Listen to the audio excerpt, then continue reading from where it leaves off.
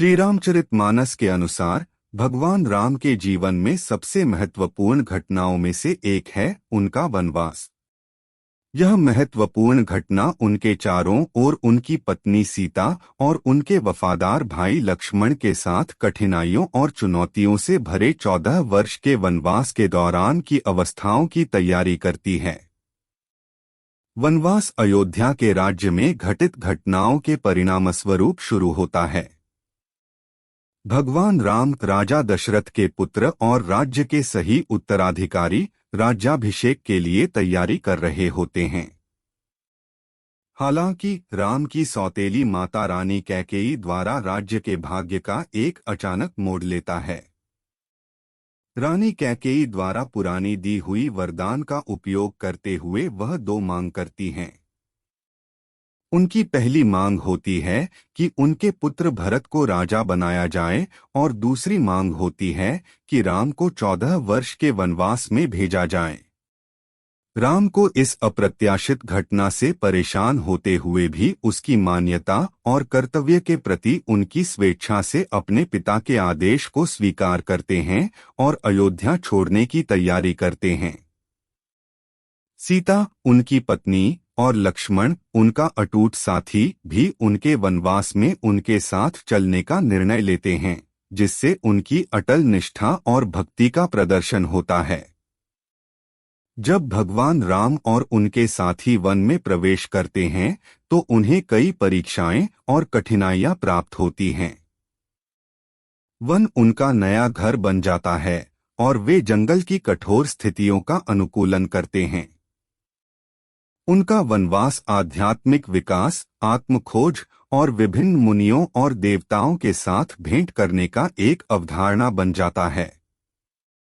उनके वनवास के दौरान भगवान राम कई पौराणिक प्राणियों के साथ सामरिक परिप्रेक्ष्य का सामना करते हैं और विभिन्न मुनियों और तपस्वियों के साथ गहरी संबंध स्थापित करते हैं। जंगल भगवान राम की चरित्र पर परीक्षा करने और उनकी दैवी स्वभाव को प्रदर्शित करने का मंच बन जाता है। भगवान राम के वनवास की कहानी रचना करने वाले महाकाव्य रामायण की महत्वपूर्ण कथाओं में से एक है, जैसे कि राम की पत्नी सीता की राक्षस राजा रावण द्वारा हरण।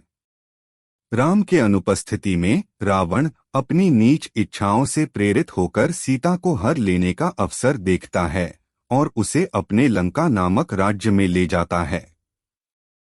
सीता के हरण की खबर मिलते ही भगवान राम दुखी हो जाते हैं और उसे बचाने के लिए निर्धारित होते हैं। उनके विश्वासयोग्य साथी लक्ष्मण की अटल समर्थन के साथ और विभिन्न मुनियों और देवताओं की बुद्धिमान सलाह के मार्गदर्शन में भगवान राम सीता को ढूंढने और उसे सुरक्षित लौटाने के लिए एक यात्रा पर निकलते हैं। वनवास के दौरान भगवान राम की प्रतिभा, सामरिक योग्यता और नेतृत्व कौशल का मंच बनता है। उनके सामरिक परिप्रेक्ष्य में महारथियों के साथ संघर्ष, दैवी मित्रों से मदद की मांग और परम सेवक हनुमान के साथ गहरा बंधन स्थापित होता है। इस समय भगवान राम के जीवन में कई परीक्षाओं, विजयों और गहरी आध्यात्मिक समझ के लंबे कालावधि होते हैं। उन्हें अपनी आंतरिक संघर्षों का सामना करना पड़ता है, महत्वपूर्ण जीवन सीखते हैं और एक योद्धा और नेता के रूप में अपनी कौशल को समृद्ध करते हैं। उनकी मुनियों और देवताओं के साथ भेंट से मूल्यवान ज्ञान और मार्गदर्शन प्राप्त होते हैं, जिससे वे एक बुद्धिमान और दयालु शासक बनते हैं। वनवास भगवान राम के लिए और उनकी पत्नी सीता और भाई लक्ष्मण के लिए भी एक महत्वपूर्ण अवधि बन जाता है।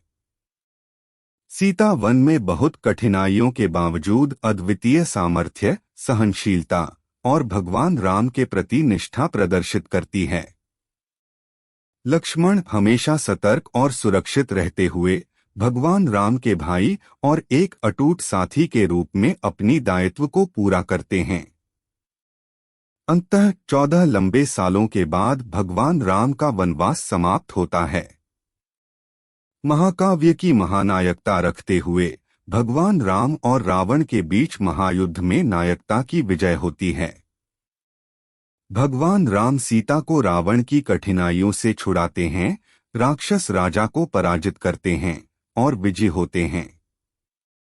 14 साल के वनवास ने भगवान राम के जीवन को बदल दिया। यह उनकी धर्म आचरण, कठिनाइयों के सामने दृढ़ता और अंत में बुराई पर अच्छाई की विजय का उदाहरण स्थापित करता है। भगवान राम के वनवास ने त्याग, निष्ठा और धर्म की पुरस्कार पर सदा के लिए रामायण की कहानी में एक अमिट छाप छोड़ी है और इसके आध्यात्मिक उपदेशों ने सदियों से लोगों को प्रेरित किया है।